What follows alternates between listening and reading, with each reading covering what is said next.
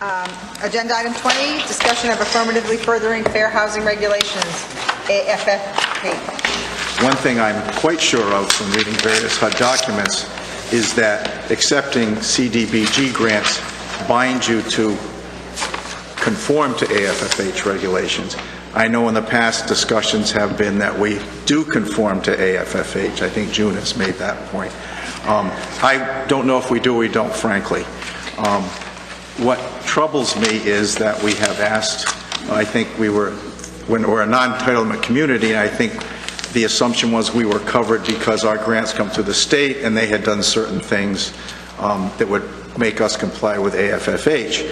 And possibly our comprehensive plan may aid with that, although I find no references to the AFFH in my comprehensive plan, but I'm willing to be corrected if I missed it. But what upsets me is if the argument is that we're covered by the state, despite several or multiple invitations, no one from the state will come to us and tell us that we are covered and what specifically they have done to ensure that we are covered and are in compliance with AFFH regulations. And I think that's my concern. To me, it's irrefutable that CDBG money binds you to conforming. And we may already be stuck because of money we've taken in the past. I don't know that. So that's my concern. And we're going to be asked at the next agenda item to accept CDBG money, which at this point I'm not willing to do because of the uncertainty of what obligation comes with those funds.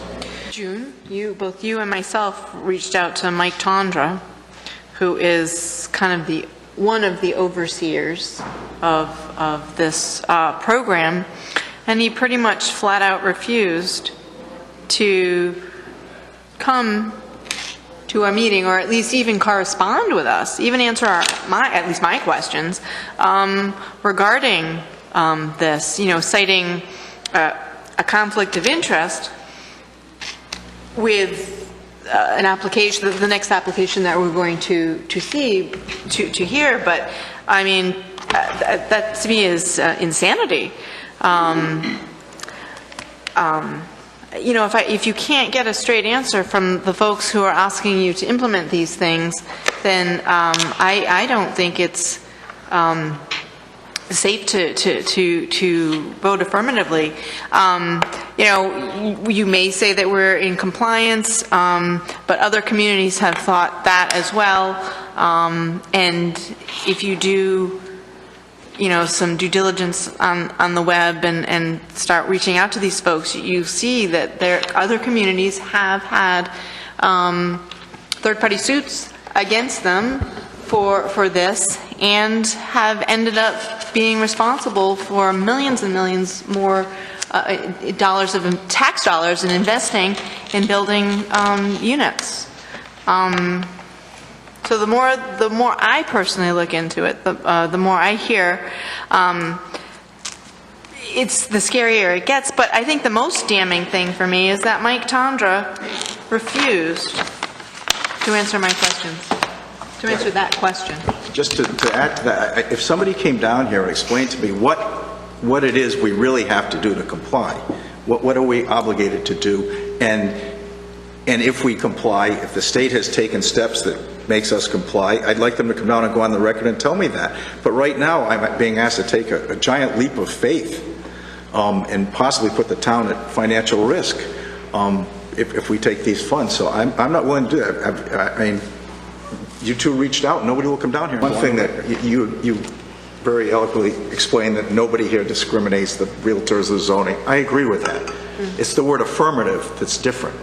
The fact that we have a small minority population, it could be determined that our zoning laws, because we've always favored single-family homes, have discriminated against certain minorities. That seems to be where the Baltimore settlement comes from. That our zoning, and there was a town on Long Island, somebody just looking at the statistics could say, look at Bryan, they have single-family zoning, they're all bigots.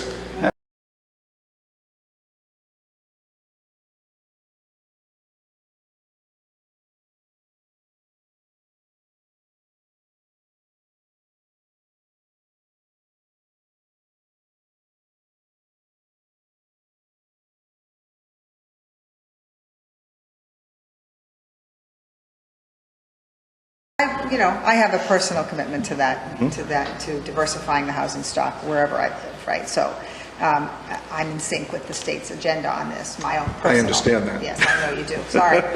Elections are a bitch, huh? So